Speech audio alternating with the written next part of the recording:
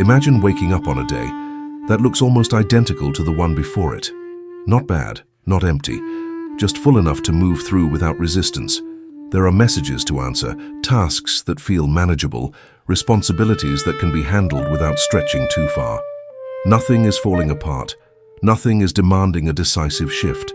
And somewhere inside that ordinary motion, a familiar thought settles in quietly, not as a warning, not as pressure, but as something almost reassuring. That there's still time. It doesn't sound dramatic, it doesn't sound careless, it sounds calm, reasonable, like a statement of fact rather than a decision. And that's why you don't argue with it. You continue with the day, you do what needs to be done, and yet beneath the movement something remains suspended.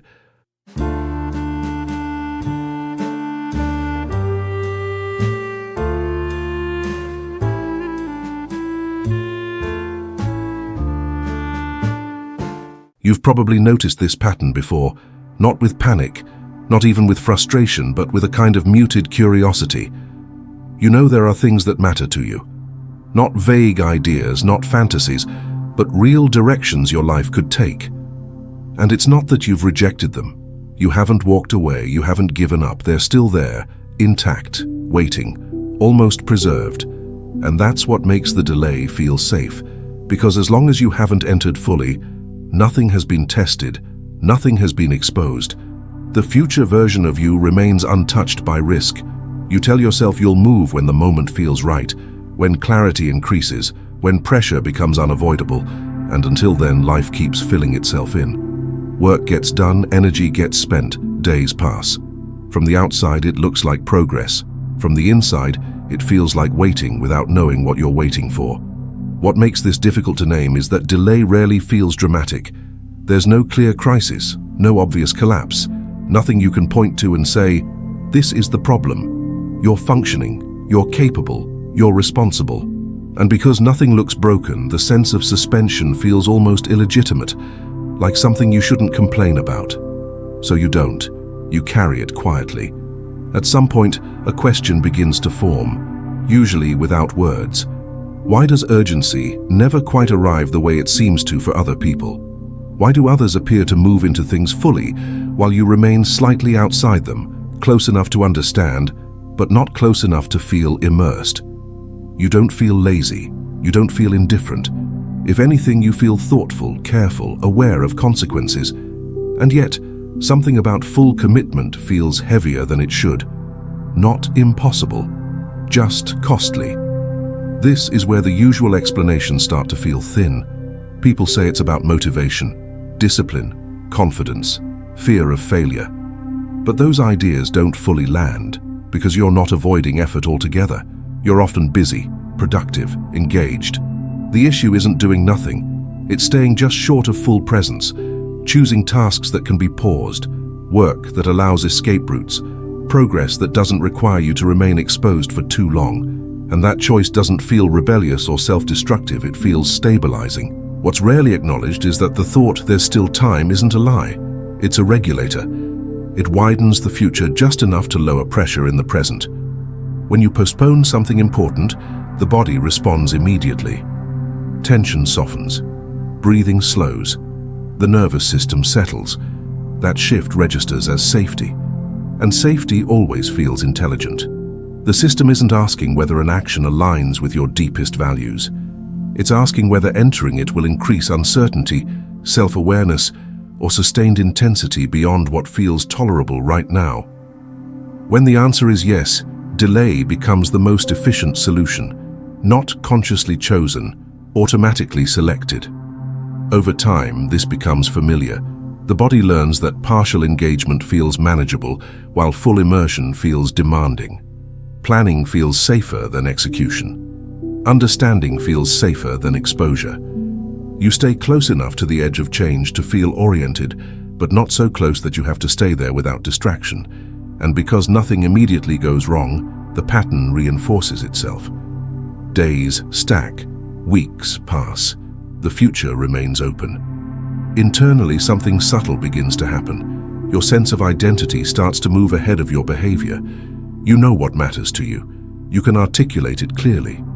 You already see yourself as someone who lives at a certain depth or level of expression. But the body hasn't followed at the same pace. Not because it's broken, but because it hasn't learned that living there is safe. This creates a quiet mismatch. From the outside, it looks like inconsistency.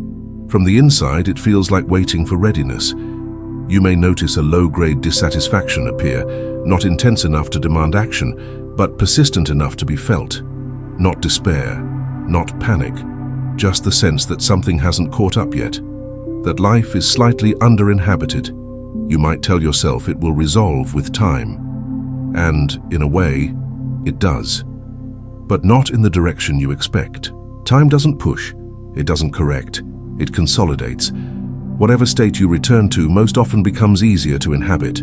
If most days are spent partially engaged, the nervous system adapts to partial presence.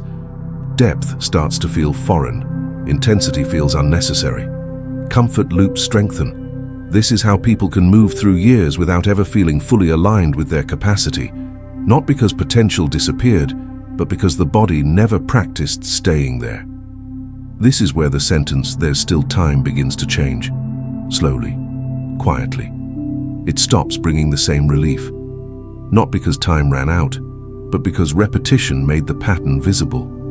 You start noticing how often the thought appears, how predictably it softens discomfort, how reliably it redirects you towards something safer. And sometimes, when it no longer works, something else takes its place. Self-blame, doubt, the feeling that you missed something essential. That interpretation adds pressure, which only makes the system retreat further. But nothing malfunctioned. The system did exactly what it was designed to do. It protected equilibrium. It chose regulation over exposure. Understanding this doesn't demand urgency. It doesn't require force. It simply removes the false story that delay equals weakness. And in that removal, something quiet becomes possible. Not action, not motivation, awareness. And awareness of that states feel safe, which ones feel costly.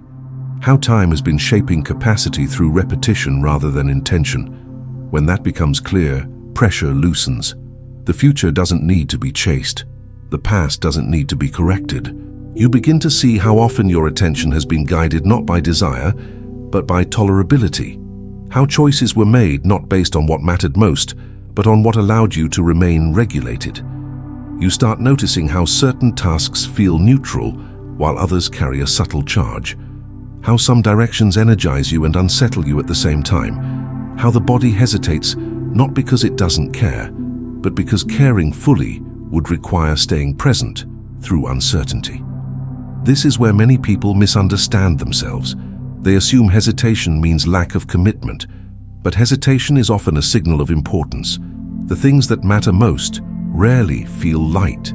They ask for exposure.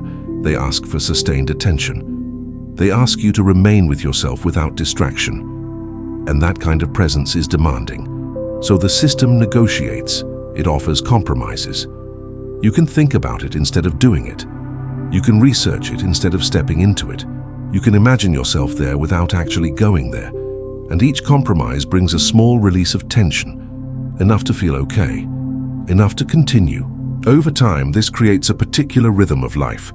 One where you are always adjacent to change but rarely inside it, always informed but not embodied, always aware but not immersed. You become skilled at living in preparation mode, skilled at managing yourself just below the threshold where things feel overwhelming.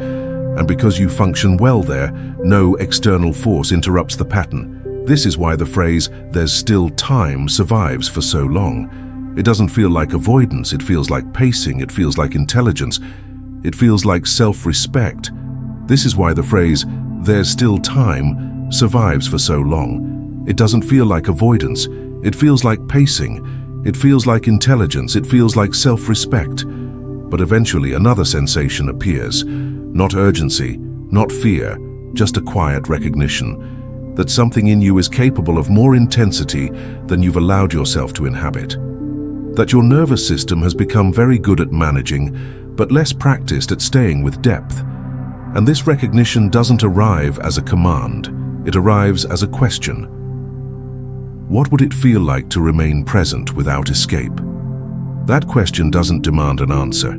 It simply exists, and for a while you may notice yourself returning to familiar patterns, even as you're aware of them. That's normal. Awareness doesn't instantly dissolve conditioning. It just makes it visible. And visibility changes the relationship. You stop interpreting delay as a flaw. You stop framing yourself as behind. You stop measuring progress only by movement. You begin to notice capacity instead. Tolerance, the ability to stay, the ability to remain engaged even when things feel undefined. You realize that time never promised transformation on its own. Time only amplifies what's repeated. And what's been repeated is safety through postponement, relief through partial engagement, regulation through distance.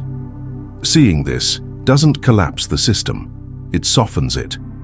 Because now, when the thought, "there's still time," appears, it doesn't carry the same authority. You don't fight it, you don't obey it, you notice it. You feel the relief it offers.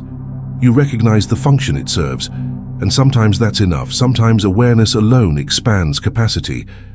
You begin to sense that depth isn't something you leap into. It's something you practice, briefly at first, in moments, in choices where you stay a few seconds longer than usual, where you resist the impulse to exit too quickly, where you allow yourself to feel the weight of something meaningful without immediately soothing it away. This isn't force, it's familiarity. Gradually, the body learns that presence isn't dangerous, that intensity doesn't equal collapse, that uncertainty can be tolerated. And as that learning accumulates, something subtle shifts. The future doesn't feel like a threat that needs to be postponed. It feels like a space you can enter and remain in. At that point, "there's still time" stops being a refuge. It becomes a neutral observation, not something you hide behind, not something you rush against, just a fact. Time exists, and so do you. There's a calmer realization available, one that doesn't arrive loudly. Time didn't disappear. It wasn't wasted. It practiced something, and now that can be seen.